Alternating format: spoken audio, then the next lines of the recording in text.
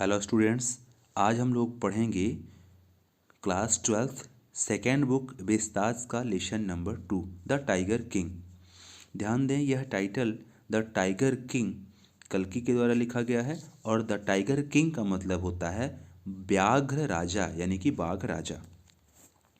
Before you read, पढ़ने से पहले ये कुछ कह रहा है, इसको समझ लेना जरूरी है।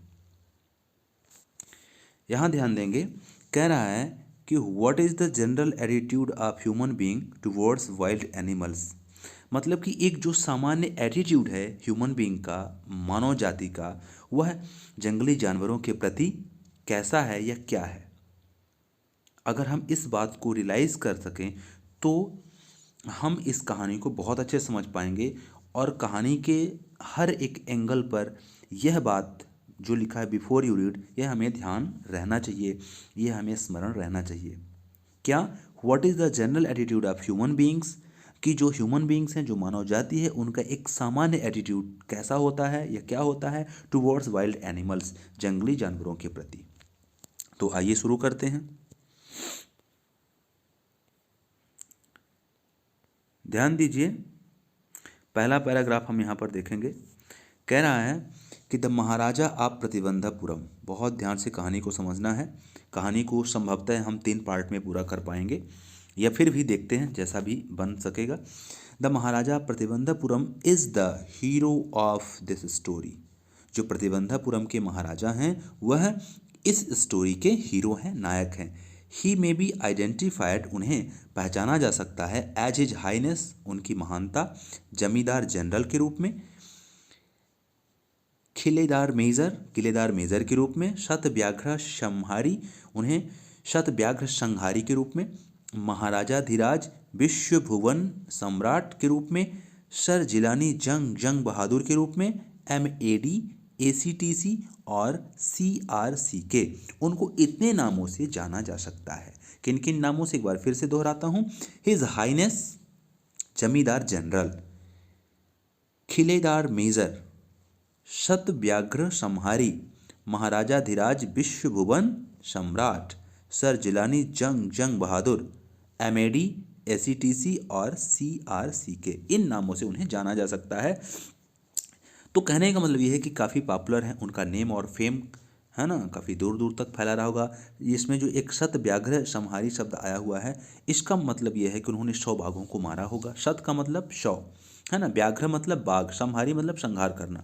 ठीक है, महाराजा धीराज विश्व भुवन सम्राट तो काफ़ी पॉपुलर समझ में आते हैं कि कोई एक ऐसा चक्रवर्ती सम्राट या चक्रवर्ती राजा रहा होगा। आइए आगे समझते हैं। But this name is often shortened, लेकिन इस नाम को, ये जितने भी नाम यहाँ पर बताए गए हैं, इन सभी नामों को के अलावा एक शॉर्टेंड नेम था उनका, जिसको ऑफन लिया जाता था। अक्सर उनका एक शॉर्टेंड नाम था, एक शॉर्टकट नाम था। क्या था? The tiger king. उन्हें शॉर्टकट में जो अक्सर लिया जाता था, टाइगर किंग के नाम से जाना जाता था। अब यहाँ पर देखें, एक क्वेश्चन है, who is the tiger king, why does he get that name. Tiger king कौन है? तो आप समझ गए होंगे टाइगर किंग कौन है। The maharaja of Pratibandhapuram. आप यहाँ पर देखें, ये लिखा हुआ है the maharaja of प्रतिबंधापुरम।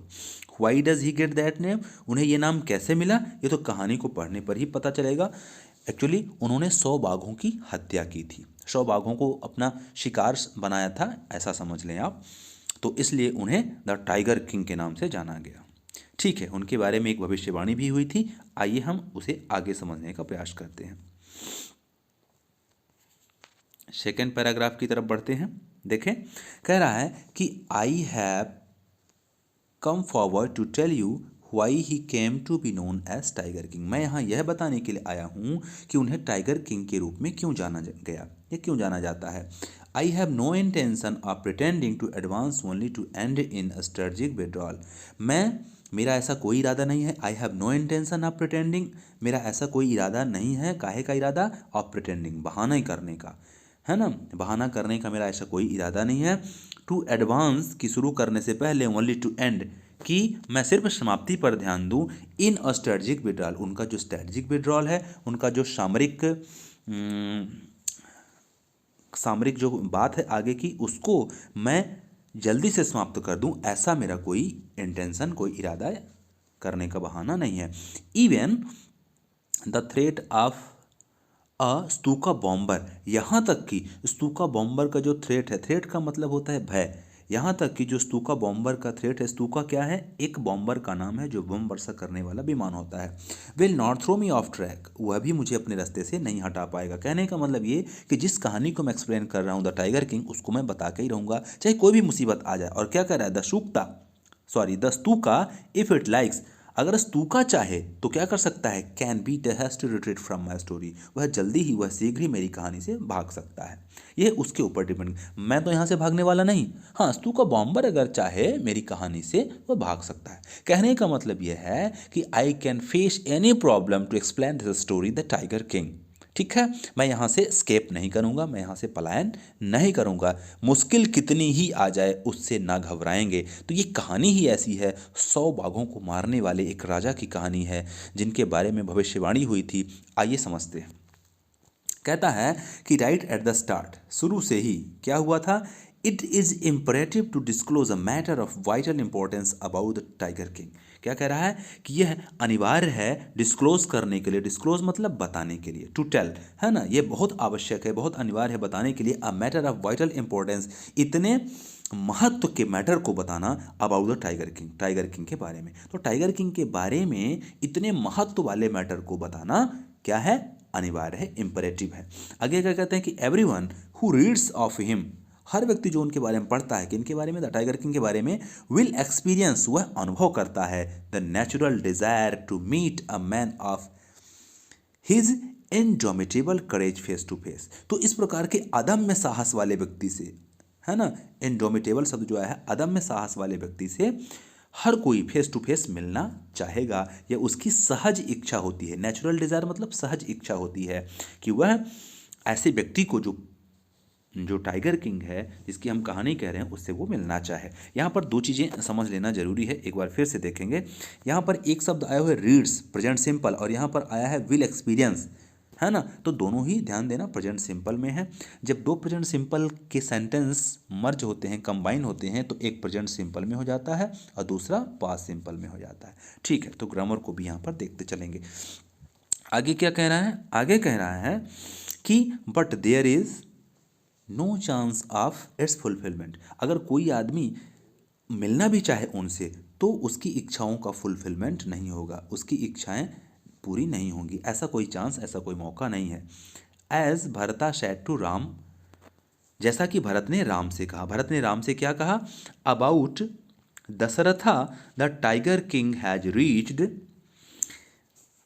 That final abode of all living creatures. क्या कह रहा है, जैसा कि भरत ने राम से दशरथ के बारे में कहा था। भरत ने राम से क्या कहा दशरथ के बारे में, दशरथ वाली कहानी है रामायण की है, the tiger king has reached, कि टाइगर किंग पहुंच गया है कहाँ, the final abode of all living creature, जहाँ सारे लिविंग क्रिएचर अंत में पहुंच जाते हैं, है ना, जन्म लेने के बाद अंत में जो भी जीवित प्राणी होते हैं या जीवित जीव होते हैं, वो जहाँ अंत में पहुँचते हैं, वहीं द टाइगर किंग भी रीच्ड, पहुँच गया है। और वो जो फाइनल अबोर्ड है, जो फाइनल घर है, अबोर्ड मतलब घर, वो फाइनल अबोर्ड क्या है, लिविंग क्रिएचर का, सभी जीवित प्राणियों का, वह है डेथ, मतलब मृत्यु, मतलब यमलोक पहुंच जाना। In other words the tiger king is dead, दूसरे शब्दों में टाइगर किंग क्या है, मृत्यु हो चुकी है। यह पैसिव का सेंटेंस है, the tiger king is dead, ध्यान दीजिएगा। The manner of his death is a matter of extra ordinary, उसकी जो डेथ हुई है, जिस तरीके से, मैनर ऑफ हिज डेथ, है ना, ये उनकी जो डेथ हुई है, किनकी, द टाइगर किंग की, is a matter of extra ordinary, वह कैसा मैटर है, एक्स्ट्रा ऑर्डिनरी इंटरेस्ट का, वह अत्यधिक रोचक विषय है उनके मृत्यु का। It can be revealed only at the end of the tale, और यह सिर्फ कब रिवील किया जा सकता है, इसको कब प्रकट किया जा सकता है, कब, at the end of the tale, इस टेल के अंत में, टेल मतलब कहानी, इस कहानी के अंत में उसको रिवील किया जा सकता है, प्रकट किया जा सकता है। रिवील मतलब प्रकट करना, और at the end of the tale मतलब कहानी के अंत में। तो वास्तव में जो टाइगर किंग की जो डेथ है, वह इतनी रोचक है कि उसको इस कहानी के अंत में ही प्रकट किया जा सकता है। कहने का मतलब यह है कि समा बांधे रखिएगा। आगे कहता है कि the most fantastic aspect of his demise was that as soon as he was born. हाँ, इतना ही नहीं, सिर्फ उनकी डेथ ही इतनी एक्स्ट्राऑर्डिनरी इंटरेस्टेड नहीं है, बल्कि उनका जन्म भी। क्या कह रहा है कि the most fantastic aspect of his demise, demise का मतलब होता है डेथ, मृत्यु, है ना। तो जिस प्रकार से उनकी मृत्यु का एक फैंटास्टिक ऑस्पेक्ट है, एक बहुत ही शानदार पहलू है उनकी मृत्यु का, तो इतना ही नहीं, क्या कह रहा है कि was that as soon as he was born, इतना ही फैंटास्टिक ऑस्पेक्ट रहा है उनके जन्म का भी, उनके बॉर्न के समय का भी था। क्या था? Astrologers had foretold that one day the tiger king would actually have to die. जो एस्ट्रोलॉजर्स थे, जो ज्योतिष थे, उन्होंने फोरटोल्ड किया था, मतलब कि भविष्यवाणी करी थी। क्या भविष्यवाणी करी थी? कि वन डे, एक दिन, the tiger king would actually have to die, एक दिन टाइगर किंग को अवश्य ही मरना होगा। ये उन लोगों ने भविष्यवाणी की थी। आइए आगे समझते हैं। The child will grow up, बच्चा क्या हुआ? बढ़ रहा है। टू बिकम, नहीं, भविष्यवाणी क्या की थी? भविष्यवाणी को समझिए। हाँ, यहाँ से देखें क्या कह रहा है कि द चाइल्ड, इन्वर्टेड कॉमा के अंदर, मतलब कि ये कोटेड लाइन है, इसको, ये किसी का कथन है, ये नरेशन है। क्या कह रहा है कि द चाइल्ड विल ग्रो, यह चाइल्ड क्या है?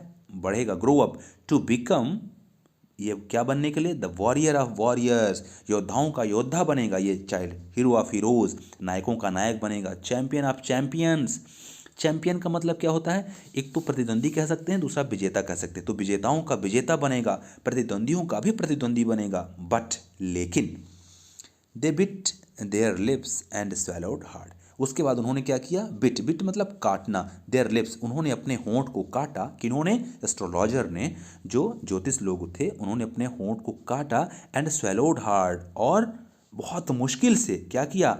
अपने घूंट को, अपने क्या कहते हैं, थूक को निगला, है ना। मतलब कि जो कहते हैं ना, गले के नीचे बात नहीं उतर रही। तो इतना महान होने के बाद कि वो हीरो का हीरो बनेगा, वॉरियर का वॉरियर बनेगा, चैंपियन ऑफ चैंपियंस बनेगा, लेकिन वो अपने होंठ को काटते हैं और आखिरी घूंट जो है बहुत मुश्किल से ले पाते हैं, है ना, थूक को गटक पाते हैं। व्हेन कंपेल टू कंटिन्यू, जब उनको, कंपेल मतलब फोर्स करना, है ना, जब उनको कंपेल किया गया, फोर्स किया गया, टू कंटिन्यू, कि आगे लगातार वो बताएं, आगे करें, रुक क्यों गए बताते बताते? The astrologers came out with, तो एस्ट्रोलॉजर्स ने बताया, क्या बताया? दिस इज अ सीक्रेट, यह एक रहस्य है, which should not be revealed at all, जिसका उजागर नहीं किया जाना चाहिए, है ना, क्योंकि सीक्रेट को उजागर नहीं करना चाहिए, और ये ज्योतिषों से ज़्यादा अच्छा और कौन जान सकता है। And yet we are forced, और जब हम लोगों को फोर्स किया गया टू स्पीक आउट, बोलने के लिए, the child born under this star will one day have to meet its death, तो बताया गया कि बच्चा जिस स्टार में, जिस स्टार का मतलब यहाँ पर नक्षत्र है, कि बच्चा जिस नक्षत्र में जन्म लिया है, will one day have to meet its death, वह अपनी मृत्यु को वर्ण करेगा, वह अपनी मृत्यु को प्राप्त होगा जिस नक्षत्र में उसने जन्म लिया है। वैसे जन्म तो स्वाभाविक है और मृत्यु स्वाभाविक है, ठीक है, जिसका जन्म हुआ है मृत्यु डेफिनेटली होगी ही होगी, है ना, उसमें कोई किंतु परंतु नहीं है। एट दैट वेरी मोमेंट, और उसी क्षण, a great miracle took place, उसी क्षण एक बहुत ही जादुई या आश्चर्यजनक मोमेंट आया। क्या आश्चर्यजनक हुआ? An astonishing phrase emerged from the lips of the 10-day old Jilani जंग जंग बहादुर, और जो टाइगर किंग था, जिसका नाम क्या था? जिलानी जंग जंग बहादुर, यह मात्र कितने दिन का था? ओनली 10 ईयर, है ना, द 10 ईयर नहीं, 10 डे, ओनली 10 days ओल्ड, सिर्फ 10 दिन का यह जिलानी जंग जंग बहादुर नाम का ये लड़का था, जिसके मुंह से क्या निकल गया?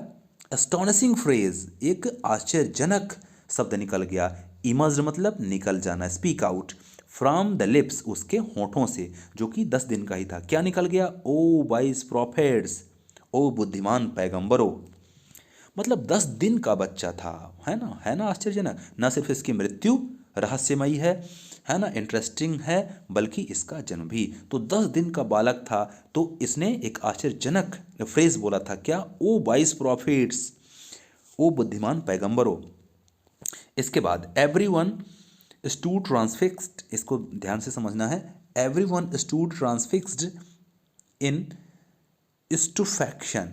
यहाँ पर समझने की बात है, क्या कह रहा है? स्टुफैक्शन का मतलब होता है विस्मय और ट्रांसफिक्स्ड का मतलब होता है सरप्राइज होना। ठीक है, तो एवरीवन स्टूड ट्रांसफिक्स्ड, सारे के सारे लोग खड़े हो गए। कैसे? विस्मित होकर के, आश्चर्यचकित होकर के। इन स्टुफैक्शन, विस्मय में सभी कोई आश्चर्यचकित होकर के खड़े हो गए, क्योंकि 10 दिन का बच्चा, और वो अपने मुंह से क्या बोल रहा है? ओ वाइस प्रॉफिट्स, हे बुद्धिमान पैगंबरों। दे लुक्ड, उन लोगों ने देखा, वाइडली, चारों तरफ, एट ईच अदर एंड ब्लिंक्ड, सभी ने एक दूसरे की तरफ देखा और अपनी आंखों को ब्लिंक किया। ब्लिंक का मतलब अपनी आंखों को झपकाना। ठीक है। O wise prophets, it was I who speak, उस बच्चे ने, 10 दिन के बच्चे ने फिर से कहा, ओ वाइस प्रॉफिट्स, हे बुद्धिमान पैगंबरों, इट वाज आई, यह मैं हूं, हु स्पोक, जिसने कहा, या जिसने बोला। जिसने अभी बोला ओ वाइस प्रॉफिट्स, क्योंकि सारे लोग एक दूसरे को देखने लगे कि ये बोला कौन, ओ वाइस प्रॉफिट्स। तो उस लड़के ने कहा, 10 दिन के बच्चे ने कहा कि O wise prophets, it was I, वह मैं हूं, हु स्पोक, जिसने कहा। This time there were no grounds for doubt, अब इसमें कोई डाउट नहीं बचा इस समय। It was the infant born just 10 days ago who had enunciated the word so clearly, यह जो इन्फेंट है, इन्फेंट मतलब अबोध शिशु, जो अभी 10 दिन का ही है, उसने इतना क्लियरली क्या किया? एनंसिएट किया है, प्रोनाउंसिएट किया है, उच्चरित किया है द वर्ड सो क्लियरली, शब्द को बहुत ही सफलतापूर्वक या बहुत ही स्पष्टतापूर्वक। The chief astrologer took off his spectacles and gazed intently at the baby, जो उसमें से चीफ एस्ट्रोलॉजर था, जो प्रमुख ज्योतिषी था, तो उसने क्या किया कि उसने अपना चश्मा उतारा, है ना, स्पेक्टेकल मतलब चश्मा, टुक ऑफ मतलब उतारना, रिमूव करना। उसने अपना चश्मा उतारा, and gazed intently at the baby, और वह क्या करता है कि बच्चे को घूर करके देखता है, ध्यान से देखता है, अपनी नज़रें गड़ा करके देखता है ना। यहाँ पर एक शब्द आया हो गेज, गेज का मतलब घूरना या नज़रें गड़ा करके देखना। इंटेंटली एट द बेबी, शीघ्रतापूर्वक। अब आगे क्या होता है, आगे समझना। आगे कहा जा रहा है कि all those who are born will one day have to die, हर वो व्यक्ति जो जन्म लेता है, will one day have to die, उसे एक दिन मरना ही पड़ता है या मरना ही होगा। We don't need your prediction to know that, हमें तुम्हारे इस प्रेडिक्शन की ज़रूरत नहीं है जानने की। प्रेडिक्शन मतलब फोरटेल, है ना, मतलब कि भविष्यवाणी। तुम्हारे इस प्रेडिक्शन की हमें जानने की ज़रूरत नहीं है। There would be some sense in it if you could tell us the manner of that death, अब तुम ये बताओ, जन्म तो जैसा भी हुआ हो गया, मृत्यु भी निश्चित है, ये बताओ कि मृत्यु कैसे होगी, इस बात पे इंटरेस्ट बढ़ सकता है ना। कि क्या कह रहा है कि if you could tell us the manner of that death, अब वो मृत्यु तो होगी, ये तो सबको फिक्स है कि जिसका जन्म है मृत्यु होगी ही होगी, है ना, मृत्यु अटल सत्य है। लेकिन अब ये बताओ कि मृत्यु कैसे होगी, इस बात में कुछ सेंस समझ में आता है, इसका कुछ मीनिंग निकल सकता है। The royal infant uttered these words in his little squeaky voice, वह रॉयल इन्फेंट जो राजशाही अबोध शिशु था, है ना, राजघराने का, uttered उसने कहा, these words इन शब्दों को, in his little squeaky voice उसने अपनी पतली आवाज़ में कहा, बच्चे की जो पतली आवाज़ थी उसने ऐसा कहा, है ना, पतली और तीक्ष्ण आवाज़। क्या कहा, फिर से समझें। द चीफ एस्ट्रोलॉजर, जो चीफ ज्योतिष था, जो प्रमुख ज्योतिष था, placed his finger on his nose, उसने अपनी नाक पर अपनी फिंगर को रख लिया। इन वंडर, आश्चर्य में, a baby barely 10 days old, मात्र 10 दिन का बच्चा, opens it's lip and speech, अपने होठों को खोलता है और बोलता है। नॉट ओनली दैट, सिर्फ बोलता नहीं है, it also raises intelligent question, यह तो बुद्धिमत्तापूर्ण प्रश्नों को भी उठाता है। इनक्रेडिबल, अविश्वसनीय। Rather like the bulletins issued by the war office than facts, क्या कह रहा है कि बजाय फैक्ट के, न सिर्फ फैक्ट की बात ये करता है जैसे कि वॉर ऑफिस से कोई फैक्ट बताया जाता है, बल्कि यह क्या कहता है, बुलेटिन की तरह, बुलेटिन मतलब सूचनाओं की तरह, जैसे कोई सूचना पब्लिश की जाती है वॉर ऑफिस की तरफ से, जब कोई सिपाही मर जाता है या कोई युद्ध की कोई प्रमुख बात होती है तो एक फैक्ट जारी किया जाता है। तो न सिर्फ यह लड़का बोलता है बल्कि क्या करता है, काफ़ी बुद्धिमान है। इनक्रेडिबल, अविश्वसनीय। The chief astrologer took his finger of his nose and fixed his eyes upon the little Prince. उसने अपनी फिंगर को अपने नाक के ऊपर रखा और अपनी आंखों को उस प्रिंस के ऊपर लगाया, गड़ा दिया। The Prince was born in the or of the bull. जो बच्चा था वो कब पैदा हुआ था, the or of the bull मतलब वृषभ नक्षत्र में पैदा हुआ था। एक राशिफल है ना। बुल मतलब बैल से मतलब है, वृषभ राशि में बच्चा पैदा हुआ था। यहाँ प्रिंस है ना, उस बच्चे के लिए आया हुआ है, राजकुमार। The bull and the tiger are enemies. और शास्त्रों के अनुसार यानी कि ज्योतिष शास्त्र के अनुसार जो बुल होता है यानी कि वृषभ बैल एंड द टाइगर, और जो टाइगर होता है आर एनिमीज, ये दोनों क्या होते हैं, दुश्मन होते हैं एक दूसरे के। देयरफॉर इसलिए death comes from the tiger, he explained. उसने समझाया, जो चीफ एस्ट्रोलॉजर था उसने समझाया कि इसी वजह से ये डेथ आ रही है बच्चे की। अब आगे देखेंगे क्या कहता है कि यू मे थिंक दैट, आप सोच सकते हैं कि, क्या सोच सकते हैं, you may think that crown prince Jung Jung Bahadur was thrown into a quake when he heard the word tiger। अब क्या होता है कि आप सोच सकते हैं कि दैट क्राउन प्रिंस जो है जंग जंग बहादुर was thrown into a quake, उसने क्या किया कि थ्रो का मतलब फेंकने से है ना, उसने फेंका into a quake when he heard the word tiger। जैसे उसने टाइगर शब्द को सुना तो उसने अपनी एक और आवाज़ को थ्रो किया। That was exactly what did not happen as soon as he heard it pronounced। The crown prince gave a deep growl, terrifying words emerged from his lips।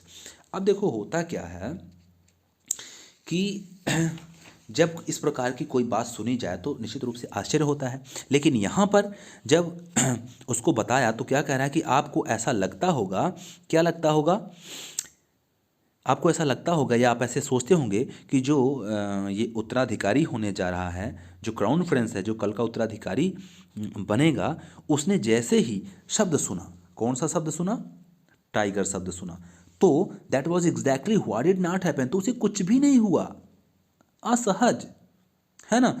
As soon as he heard it pronounce, जैसे उसने शब्द को सुना, the town prince gave a deep growl, बल्कि क्या करने लगा, एक डीप ग्रॉलिंग करने लगा। ग्रॉलिंग का मतलब होता है गुर्राहट, है ना, एक गहरी लंबी गुर्राहट उसने दी।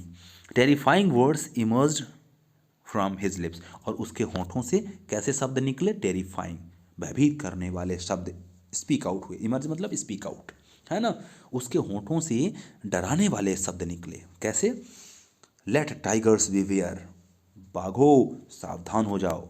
उसके मुंह से ऐसा निकला, गुर्राते हुए, टेरिफाइंग शब्द करते हुए, ग्रॉलिंग करते हुए उसने ऐसा कहा। उस 10 दिन के बच्चे ने क्या कहा, लेट टाइगर्स बीवियर, बाघो सावधान हो जाओ, बीवियर मतलब सावधान। This account is only a rumour rife of प्रतिबंधापुरम।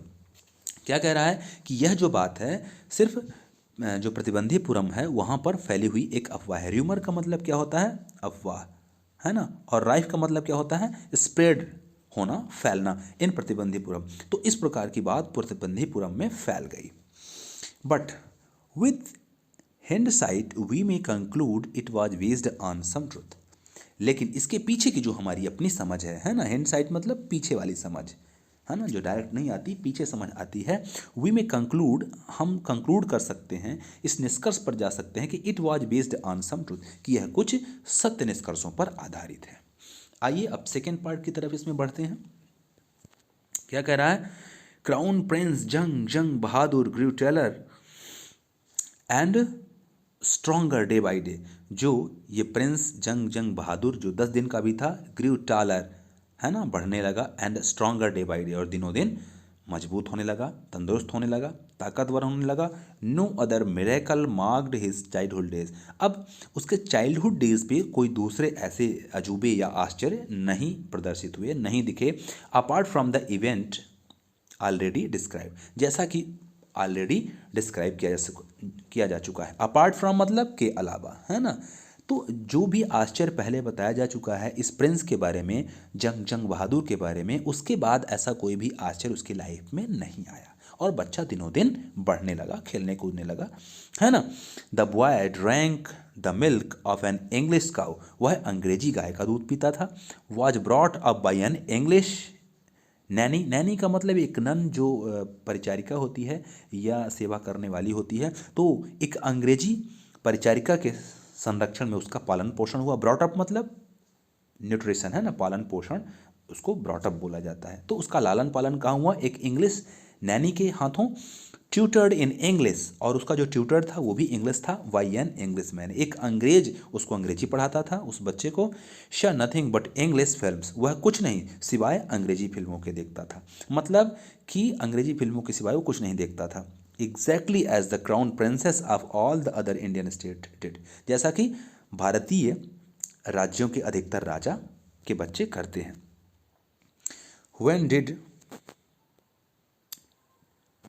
when हाँ, यहां से देखें क्या कह रहा है कि when he came of age at 20, जब वह 20 वर्ष का हुआ, the state which had been with the court of wars until then came into his hands, तो जब वह 20 साल का हुआ तो जो राज्य किसके हाथों में था? कोर्ट ऑफ वार्स, उसके मंत्री संतरी के हाथों में था। अब वो किसके हाथों में आ गया? उसके खुद के हाथों में आ गया। But everyone in the kingdom remembered, लेकिन उस राज्य में हर किसी को यह याद था क्या? द एस्ट्रोलॉजर्स प्रेडिक्शन, एस्ट्रोलॉजर ने क्या प्रेडिक्शन किया था। Many continue to discuss the matter, कई लोगों ने इस डिस्कस को कंटिन्यू किया, लगातार किया। Slowly it came to the maharaja's ear, और फिर धीरे धीरे, तो कि अब बीच में तो कोई ऐसा आश्चर्य आया नहीं, तो इस प्रकार की चर्चाएं चलती रह गईं, चलती रह गईं। राजा इधर जो प्रिंस था जंग बहादुर, ये 20 वर्ष का हो गया, और अब वह वहाँ का राजा हो गया, उसके हाथों में शासन आ गया। और तब क्या होता है? तब यह बात उसके भी कानों में पहुंचती है, क्यों? जो अब महाराजा बन चुका है, जंग बहादुर नाम का लड़का। There were innumerable forest in the Pratibandhipuram state, Pratibandhipuram state में अनगिनत जंगल थे। इन्यूमरेबल फॉरेस्ट मतलब अनगिनत जंगल, है ना। They had tigers in them, उनमें टाइगर रहा करते थे। The Maharaja knew the old saying, Maharaja एक पुरानी कहावत को जानते थे, तो उन्होंने कहा, सेइंग मतलब कहावत, ध्यान दीजिएगा, तो एक पुरानी कहावत को जानते थे। क्या थी कहावत? इन्वर्टेड कॉमा के अंदर देखें, you may kill even a cow in self defence, तुम अपने सेल्फ डिफेंस में मतलब अपनी आत्मरक्षा में यहाँ तक कि काऊ को भी मार सकते हो। अगर अपनी रक्षा की बात आए तो आप काऊ को भी मार सकते हो। वैसे तो गाय को मारना अपराध बताया गया है हिंदू शास्त्रों के अनुसार, लेकिन इन्होंने एक कहावत सुन रखा था, there could certainly be no objection to killing tigers in self defence. तो जब अपनी आत्मरक्षा में काऊ को मारा जा सकता है, तो टाइगर्स को अपनी आत्मरक्षा में मारने में कोई ऑब्जेक्शन नहीं है ना। ठीक है। The Maharaja started out on a tiger Hunt, और इस प्रकार से इस कहावत के साथ ही महाराजा ने क्या किया? टाइगर हंट पर जाना शुरू कर दिया। टाइगर हंट का क्या मतलब है? टाइगर हंट का सीधा सा मतलब है, मतलब टाइगर का शिकार करना, है ना। The Maharaja was thrilled beyond measure when he killed his first tiger. अब जब महाराजा को आश्चर्य की कोई सीमा न रही, है ना, रोमांच की कोई सीमा नहीं रही, कब?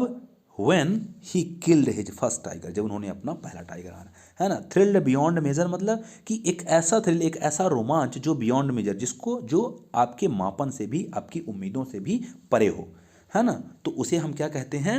रोमांच की सीमा के बाहर, रोमांच की सीमा की परिधि के बाहर। ठीक है, चलिए आगे क्या कहता है कि, और ये कब हुआ? जब पहला टाइगर मारा। बहुत ध्यान समझिएगा कहानी को। He sent for the state astrologer and showed him the dead beast, और उन्होंने क्या किया? जो स्टेट एस्ट्रोलॉजर था उसके पास उन्होंने इस मरे हुए जानवर को दिखाने के लिए भेज दिया। What do you say now? अब तुम क्या कहोगे, या अब तुम क्या कहते हो? He demanded, उन्होंने कहा, उन्होंने ऐसे जानने की डिमांड की। Your Majesty, you may kill 99 tigers in exactly the same manner. उस एस्ट्रोलॉजर ने क्या कहा? महाराज आप 99 शेरों को इसी प्रकार से मार सकते हैं, इसी तरीके से। बट कह के रुक जाता है। द एस्ट्रोलॉजर ड्रॉल, वह कुछ धीरे से बोल जाता है बट कह के। बट व्हाट, लेकिन क्या? स्पीक विदाउट फियर, निसंकोच निर्भय होकर के कहो। But you must be very careful with 100 tiger, कह रहे हैं कि जो 100वां टाइगर होगा, जो 100 टाइगर होगा, उसको मारते समय आपको क्या होना पड़ेगा, वेरी केयरफुल, बहुत ही सावधान रहना होगा।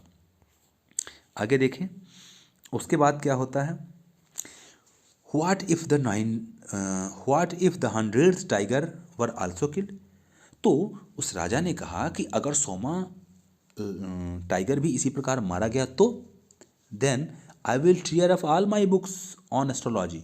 तो उस एस्ट्रोलॉजर ने क्या कहा कि मैं अपनी सारी किताबें क्या कर दूंगा, टीयर अप कर दूंगा, फाड़ दूंगा, एस्ट्रोलॉजी की हमारी जितनी भी बुक हैं मैं सबको फाड़ दूंगा, सेट फायर टू देम, मैं उनको आग के हवाले कर दूंगा, एंड और क्या, and I shall cut off my tuft, और मैं अपनी जो चोटी है इसको कट करवा दूंगा, कटवा दूंगा, क्रॉप माई हेयर, अपने हेयर को क्या कर दूंगा, शॉर्ट, छोटे करवा दूंगा, and become an insurance agent, और मैं एक बीमा अभिकर्ता बन जाऊंगा, इंश्योरेंस एजेंट बन जाऊंगा, जैसे LIC सहारा के एजेंट होते हैं। The astrologer finished on an incoherent note. जो एस्ट्रोलॉजर था, जो ज्योतिषी था, उसने अपनी बात को कैसे, इनकोहेरेंट नोट में पूरा किया। इनकोहेरेंट का मतलब क्या होता है, असंगत, मतलब कि जो उस राजा को अच्छी न लगी, एक ऐसी बात को उसने पूरा किया। फिगर में भी आप देखें, राजा के समक्ष एस्ट्रोलॉजर है और वो अपनी बातों को विनम्रतापूर्वक रख रहा है। ठीक है, अब यहाँ से तीसरा पार्ट शुरू हो जाता है, तो तीसरे पार्ट की तरफ बढ़ते हैं। कह रहा है कि फ्रॉम दैट डे, उस दिन से, फ्रॉम दैट डे ऑनवर्ड्स, उस दिन और उसके आगे, it was celebration time for all the tiger inhabiting Pratibandapuram. और उसके बाद क्या हो गया, यह जितना कुछ भी था, from that day onwards it was celebration time for all that tigers inhabiting Pratibandapuram. तो प्रतिबंधीपुरम के जब भी शेरों को मारा जाता था तो क्या होता था, यह एक सेलिब्रेशन का टाइम हुआ करता था। ठीक है, आगे देखें, आगे कह रहा है कि the state band tiger hunting. जो स्टेट था उसने क्या कर दिया, टाइगर की हंटिंग को बैन कर दिया। टाइगर हंटिंग मतलब टाइगर का शिकार करना, by anyone except the Maharaja, Maharaja के अतिरिक्त हर व्यक्ति के लिए, एक्सेप्ट मतलब के सिवाय या के बजाय, तो महाराजा के अलावा सभी को प्रतिबंधित कर दिया गया शिकार करने के लिए। A proclamation was issued to the effect that if anyone dare to fling so much as a stone at a tiger, all his wealth and property would be confiscated। अब ध्यान दीजिए, यहाँ पर एक बहुत इंपॉर्टेंट बात कही जा रही है। इंपॉर्टेंट बात क्या कही जा रही है, कही जा रही है कि एक ऐसा आदेश इशू कर दिया गया, प्रोक्लेमेशन मतलब एक आदेश, एक ऐसा आदेश जारी कर दिया गया, इशू कर दिया गया कि कोई भी आदमी इसका दुस्साहस न करे। और ये मतलब तुरंत प्रभाव से जारी कर दिया गया कि कोई भी बाघ को एक पत्थर भी मारने की हिम्मत अगर किया तो क्या होगा, anyone dare to fling so much as a stone at a tiger, all his wealth, उसकी सारी संपत्ति and property would be confiscated, तो क्या कर दी जाएगी, जब्त कर ली जाएगी, है ना। यहाँ पर जो एक शब्द आया है कॉन्फिस्केटेड, इसका क्या मतलब, सीज कर देना, है ना, प्रतिबंध मतलब जब्त कर देना। The Maharaja he would attend to all other matters only after killing the 100 tigers. Initially, the king seemed well set to realize his ambition। अब यहाँ पर एक चीज़ समझने लायक है, क्या कह रहा है कि महाराजा ने भी क्या कर ली, एक शपथ ले ली, वो मतलब शपथ ले लेना, उन्होंने भी एक शपथ ले ली। काहे की शपथ ले ली, कि सारे मामले केवल 100 बाघों को मारने के बाद ही देखेंगे, कि जितने भी मैटर्स आएंगे क्या कब देखेंगे, only after killing the 100 tigers, 100 tigers को मारने के बाद ही वह बाकी अन्य कामों को देखेंगे। और प्रारंभिक रूप से उन्होंने क्या किया कि अपने लक्ष्य को बिल्कुल अच्छी प्रकार से निर्धारित करते हुए लग भी रहा था कि वह अपने एम्बिशन में, अपने महत्वाकांक्षा में सफल भी होंगे। Not that he faced no dangers, ऐसा नहीं कि उन्होंने कोई खतरे का सामना नहीं किया।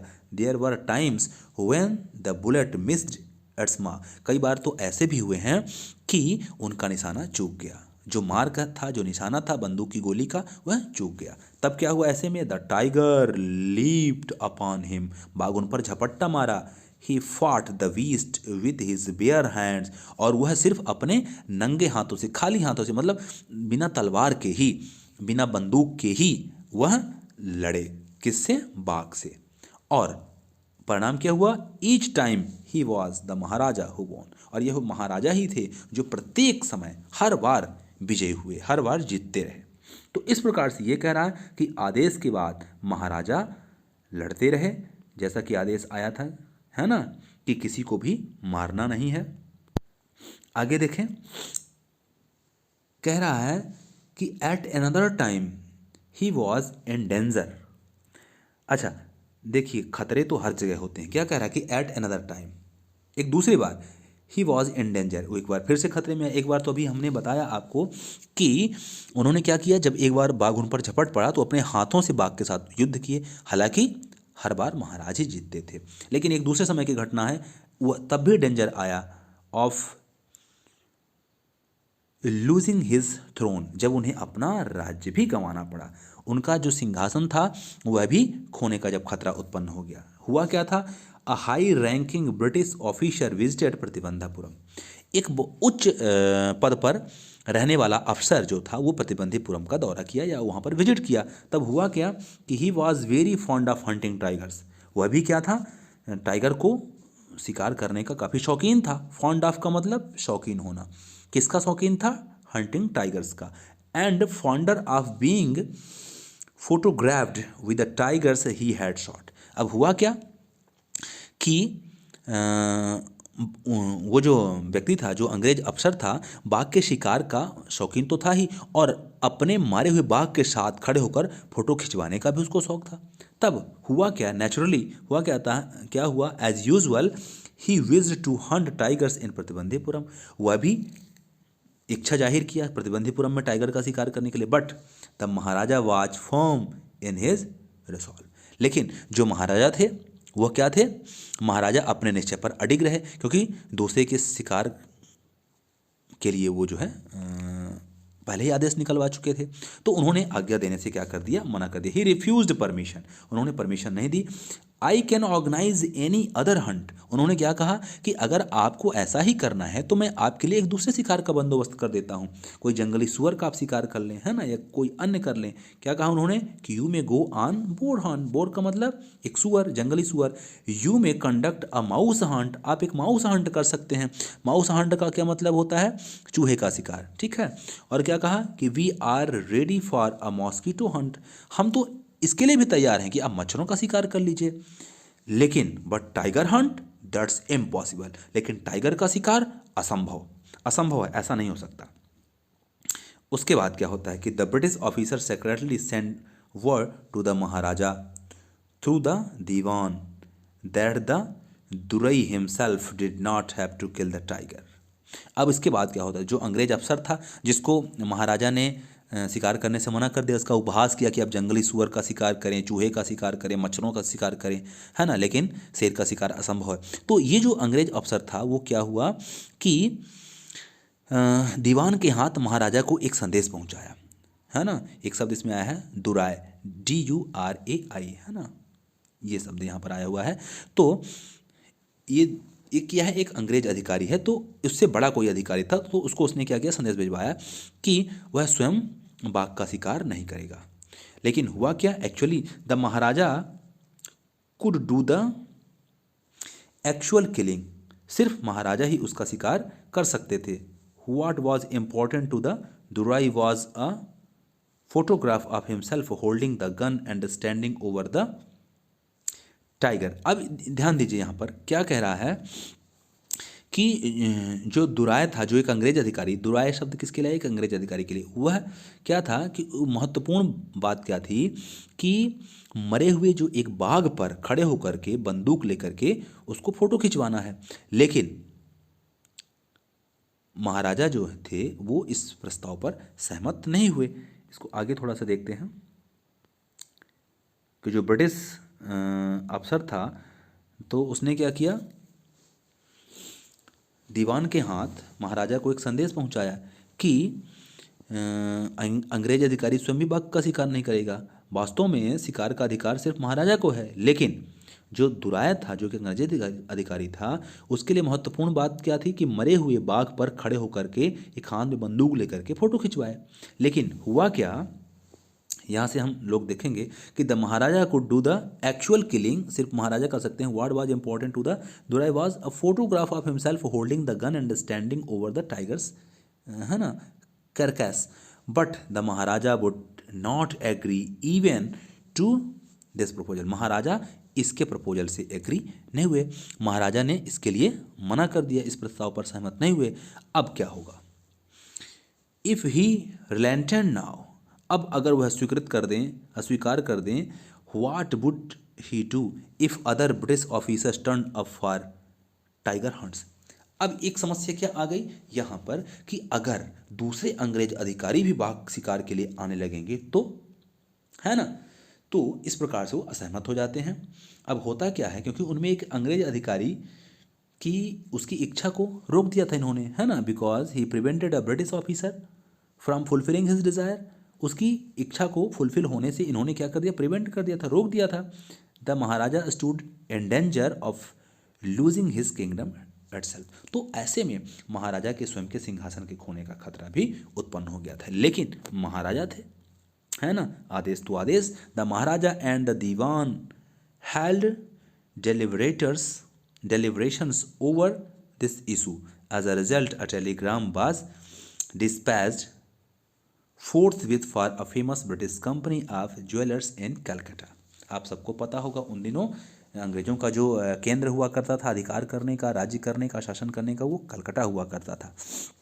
ऐसे में क्या क्या हो गया कि महाराजा और जो दीवान थे इस मुद्दे पर कई बार विचार विमर्श किए, लेकिन एज अ रिजल्ट निकला क्या, परिणाम स्वरूप, a telegram was dispatched forthwith to the famous British company of jewellers in Calcutta.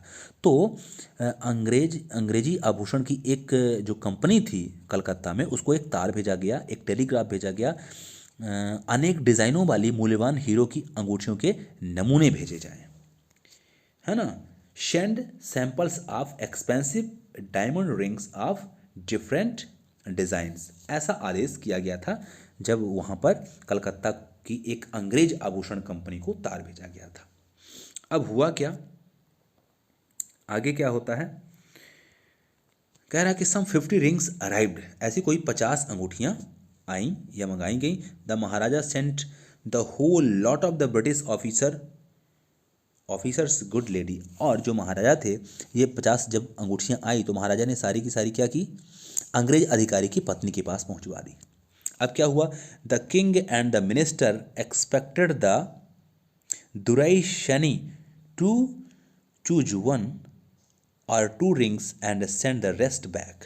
अब होता क्या है कि जब अंगूठी भिजवा देते हैं किसको, दुराय सनी, तो उसमें से एक दो अंगूठी को सेलेक्ट कर लिया जाता है, चुन लिया जाता है, बाकी को वापस कर दिया गया। इसलिए within no time at all the Duraisani sent her reply, thank you very much for your gifts, है ना।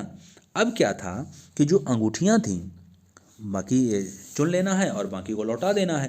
तो ऐसे में क्या हुआ कि कुछ दिन के बाद दुराई शनि ने अपना रिप्लाई भेजा कि आपके उपहारों के लिए आपका धन्यवाद, थैंक यू वेरी मच या thank you so much for your gifts, है ना, आपके उपहारों के लिए आपका धन्यवाद। In 2 days a bill for 3 lakh of rupees came from the British jewellers.